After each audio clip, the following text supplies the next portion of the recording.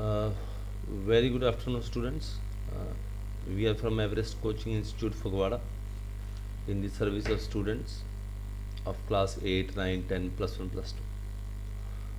हमारी जो सीरीज़ चल रही थी crop production and management science for class 8, उसका आज हम आगे डिस्कशन करेंगे। ये डिस्कशन है टॉपिक पे जो हमारा एक टॉपिक रह गया था, that was about protection from weeds. Weeds are something which are unwanted. एक फार्मर ने अपने फील्ड के अंदर एक क्रॉप लगाई। Crop can be anything related to wheat, rice, और आपने देखा होगा उस क्रॉप के साथ साथ नॉर्मली अनवांटेड मटेरियल ग्रो होता है, जिसको हम घास बोलते हैं लेमन लैंग्वेज में। और कोई भी ऐसे चीज़ें हैं जो क्रॉप की आउटपुट या क्रॉप के न्यूट्रिशन को टेक अवे करने की कोशिश करता है। वही इसको डिफाइन करते हैं, many desire undesirable plants grow along with the crops which are known as weeds. This removal of weed is called as weeding process है। Because this weeds will compete with the plant for the sunlight, space, water and nutrients। जैसे मैंने अभी बताया था, तो plant की growth पे impact रहेगा। And some weeds are poisonous for animals as well as for human beings also. Tilling is one of the method before uprooting and killing of weeds. ये एक तरीका है। Best time is to remove them before they give flowers and weeds. आपने देखा होगा कई crops में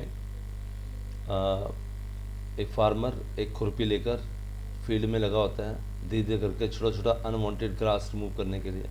जैसे आजकल कॉलीफ्लावर की क्रॉप लगी है फील्ड में, ठीक है, और बारिशों के बाद और ज़्यादा लगेगी, जिससे आपको नियर दिवाली आप कॉलीफ्लावर देखते हैं कि बहुत आती है, क्योंकि हर घर में इंडिया में बनाई जाती है।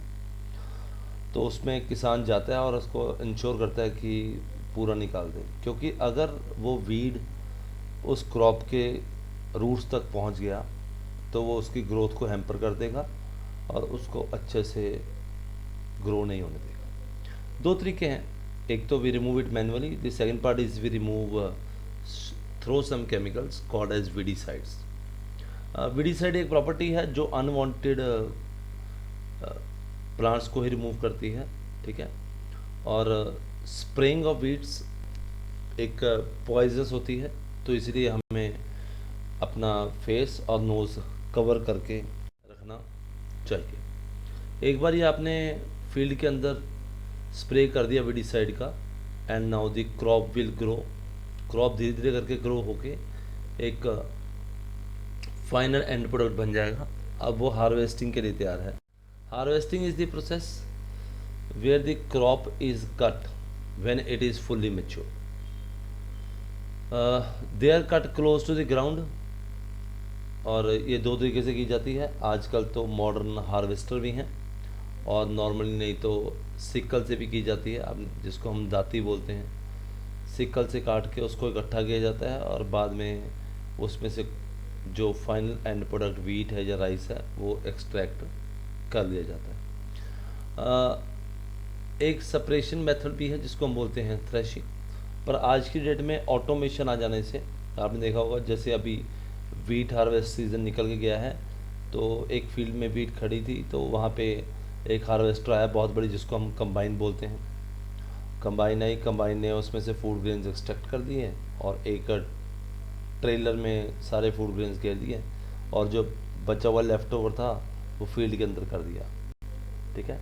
अब बाद में क्या आएगा, हार्वेस्टर आएगा छोटा, जिसको हम थ्रेशर बोलते हैं। थ्रेशर आएगा, वो उस अनवांटेड मटेरियल को कन्वर्ट कर देगा हस्क में, जो एनिमल्स खाते हैं, ठीक है। ये नॉर्मली चीज़ें हैं जो आप फर्स्ट फोटोग्राफ देख रहे हैं। ये फूड ग्रेन्स को एक्सट्रैक्ट करने के लिए है। लेफ्ट हैंड साइड से क्रॉप डाली जाती है, और एक तरफ से फूड ग्रेन्स और एक तरफ से निकलता है। ये बड़ी फोटोग्राफ नीचे आप देख रहे हैं, ये कंबाइन की है, ठीक है।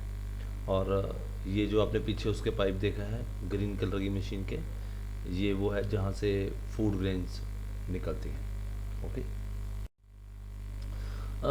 फूड ग्रेन्स के बाद इन अ कंट्री लाइक इंडिया में स्टोरेज बहुत ज़्यादा इम्पॉर्टेंट है। स्टोरेज इसीलिए इम्पॉर्टेंट है क्योंकि मॉइस्चर कंटेंट, जैसे आप कई बार देखते हैं कि बारिश हो जाती है, आपके घर में भी अगर फूड ग्रेन्स को यूज़ करता है तो बारिश हो जाती है, तो food grains lose their quality. वो क्वालिटी से बचाने के लिए their storage is very important. ठीक है, स्टोरेज करने के लिए दो ऑप्शंस होते हैं। एक तो नॉर्मली जैसे हम स्टोर करते हैं घर पे या मंडी में, वहाँ पे हम गनी बैग्स में स्टोर करते हैं। पर इंडस्ट्रियल में जहाँ पे बहुत बड़े बड़े गवर्नमेंट जैसे स्टोर करती है, वो सीलोज में स्टोर करती है। सीलोज एक आप देख रहे हैं ऊपर एल्यूमिनियम के और आयरन के मेड के बहुत बड़े बड़े कई 100 टन्स के स्टोरेज होते हैं। ये इनके अंदर वीड्स, जर्म्स, बैक्टीरिया नहीं लगता because they are bit temperature control, और एक टेम्परेचर पे जाके इंसेक्ट्स वगैरह नहीं होते। ठीक है जी, तो केमिकल्स भी लगाए जाते हैं इसके साथ। ओके, अब एक और कंसेप्ट है हमारा लास्ट में जिसको हम बोलते हैं animal husbandry. Now what is animal husbandry? You are seeing some photographs of pigs, हम hens, cows. Now rearing of the birds for the commercial exploitation. Commercial मतलब where money is involved, maybe for eggs, maybe for meat, it is done. Why we are doing it? Because it is a very profitable business. I give you one example.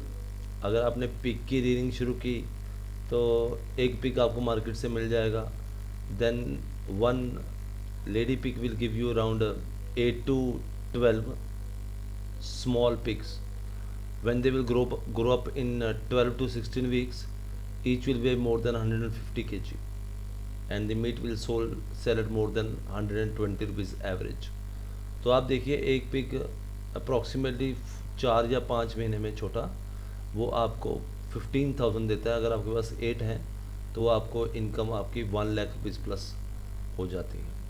So same is the case with chicken, because chicken will also give you eggs also, meat also.